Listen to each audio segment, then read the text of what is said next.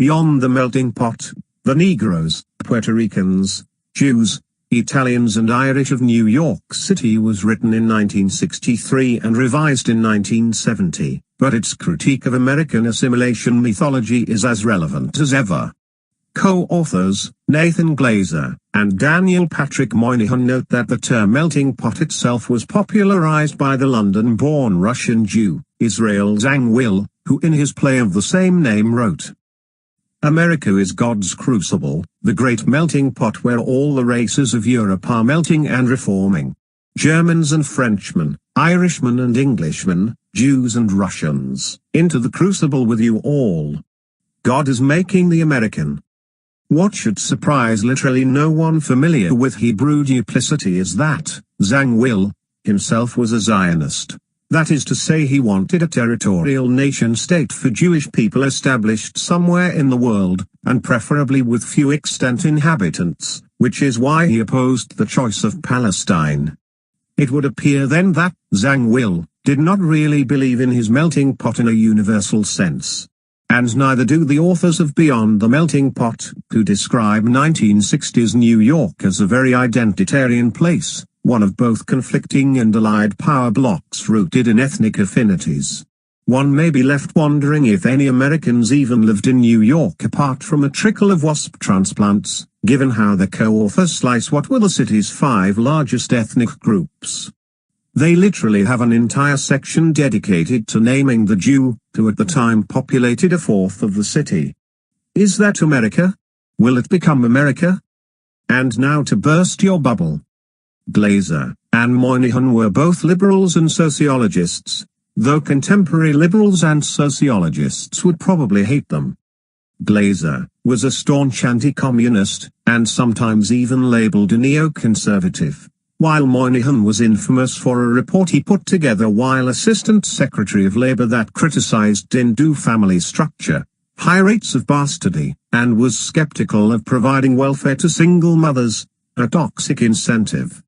Critics accused the so-called Moynihan report of blaming the victim, a leftist retort that has since become increasingly common.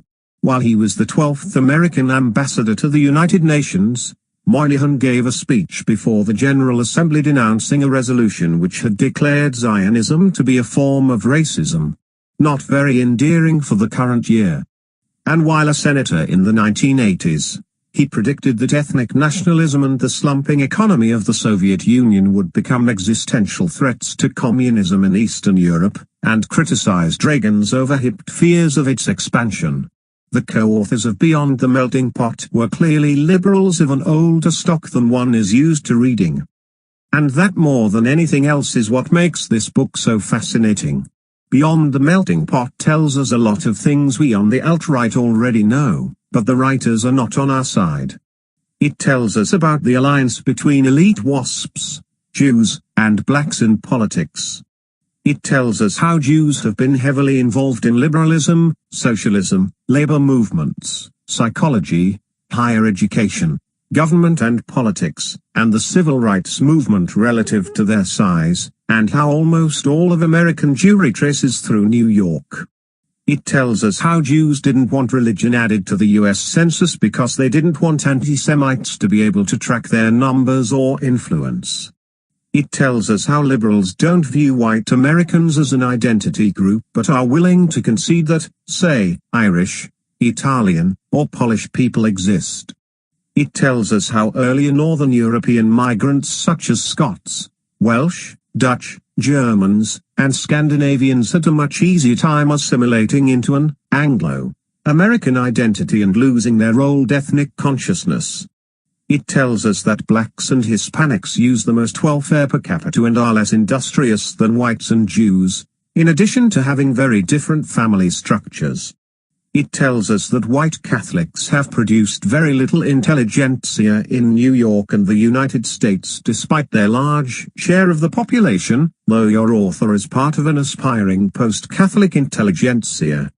I am not deducing these or gleaning these points from the text. They are the text. This is what a sociology book on the ethnography of New York written by a pair of older school liberal academics has to say.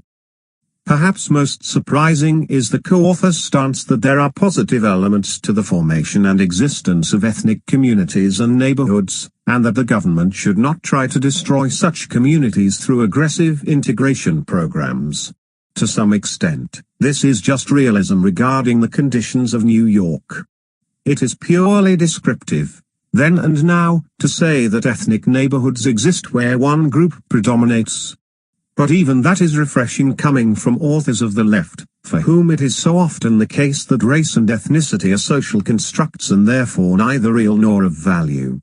It is further than that even, as Glaser and Moynihan do not merely recognize identity-based communities exist, but suggest they are beneficial in some ways and not necessarily products of racism. Can you imagine the Department of Housing and Urban Development suggesting that segregated communities are not racist, and that the government doesn't need to break them up in the name of integration? What would Julian Castro do? Glaser and Moynihan do believe in the false idols of equality and integration, but they aren't totally stupid about it. They know that building, implicitly Afro-Latino, public housing in a middle-class neighborhood always triggers white flight once the colored population hits critical mass, and results in ethnic succession rather than integration. They don't have radical solutions for tackling the structural problems of ethnic diversity in a society. They tend towards gradual economic improvement as the solution, but as we all know, the United States by and large for most people is not a land of social mobility anymore. Nor is it one where you can magically uplift radically different biocultural groups by pouring money into them. What you get from a book like Beyond the Melting Pot is a real Rorschach test of what you are already primed to find evidence for. If you already knew Americans voted in identitarian blocs, then you now know that it is nothing new.